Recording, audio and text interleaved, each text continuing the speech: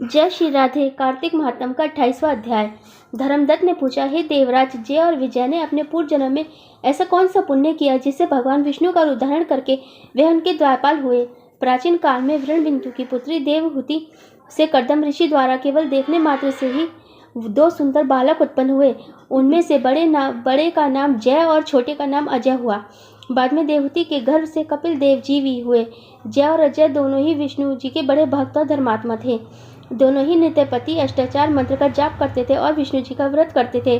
भगवान इन दोनों भाइयों पर अत्यंत प्रसन्न थे और नित्य पूजा के समय इनको दर्शन दिया करते थे। एक समय राजा के निमंत्रण पर देवर्षि नारद जी गणों सहित राजा के यज्ञ में पधारे। उस यज्ञ में जय ने ब्रह्मा और अजय ने पुरोहित बनकर यज्ञ को संपूर्ण करवाया। यज्ञ की विधि संपूर्ण समाप्ति हुई। मारुत राजा ने जय और अजय को बहुत सा धन दिया। वह दोनों भाई दक्षिणा लेकर अपने आश्रम में आए। धन का बंटवारा करते समय दोनों भाइयों का आपस में झगड़ा हो गया। जय ने अजय से कहा कि धन के बराबर बराबर भाग होने चाहिए। अजय ने कहा कि जितना धन जिसको मिला है उतना धन उसका ही है। तब जय ने क्रोध में आकर अजय को शाप दिया कि तुम धन लेकर नहीं देना चाहते हो, इसलिए तुम ग्रह हो जाओ। अजय ने जय का दिया श्राप स्वीकार कर लिया और जय को शाप दिया कि तुम अभिमानी है, इसलिए हाथी हो जा। जब नियम पूर्वक दोनों की पूजा के समय जब भगवान उनको दर्शन देने के लिए आए तो दोनों ने भगवान से श्राप मोचन का उपाय पूछा। दोनों ने प्रभु से कहा, हे देव, हम दोनों आपके भक्त हैं, मगर हम हाथी की योनि में कैसे होंगे? हे कृपासागर, श्राप से हमारा उद्धार कीजिए। भगवान विष्णु जी ने कहा, मेरे भक्तों की वाणी कभी असत्य नहीं होगी।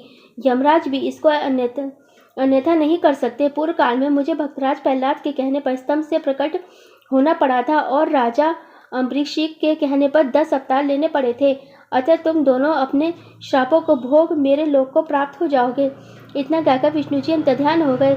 फिर वह गंडकी नदी के किनारे मगर और हाथी हुए। जाति स्मरण रहने के कारण इस योनि में भी भगवान विष्णु का व्रत नियम से किया करते थे।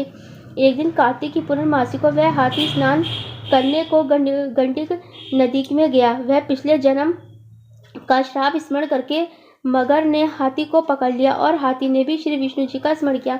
फिर क्या था, तुरंत ही शंख चक्र गदा पद्मधारी भगवान ने अपने सुदर्शन चक्र द्वारा उन दोनों को अपने जैसा रूप देकर वैकुंठ में ले गए। उसी दिन से उस स्थान का नाम हरिक्षेत्र प्रसिद्ध है।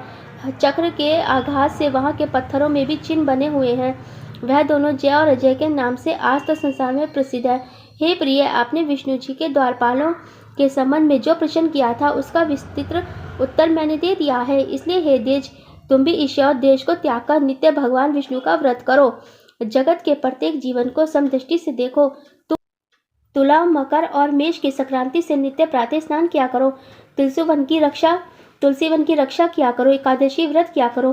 गौ, ब्राह्मण, वैष्णव की सेवा के लिए हर समय तैयार रहा करो।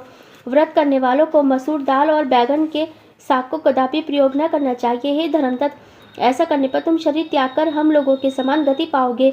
भगवान विष्णु को प्रसन्न करने वाले इस व्रत के समान फल देने वाला तीर्थ, दान और यज्ञ दूसरा और कोई नहीं है।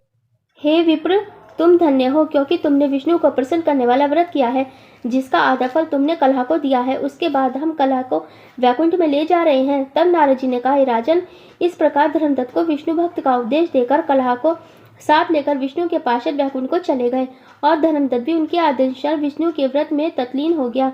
जब उसका देहांत हुआ तो अपनी स्त्रियों के साथ विष्णु लोक को गया। हे राजन, जो भी कोई प्राचीन काल के इस इतिहास को सुनता है और सुनाता है वह अंत में विष्णु लोक को प्राप्त होता है। बोल कार्तिक महात्म की जय। आप हमारे चैनल को सब्सक्राइब कीजिए, लाइक, शेयर और कमेंट भी जरूर कीजिए। राधे राधे। जय श्री राधे।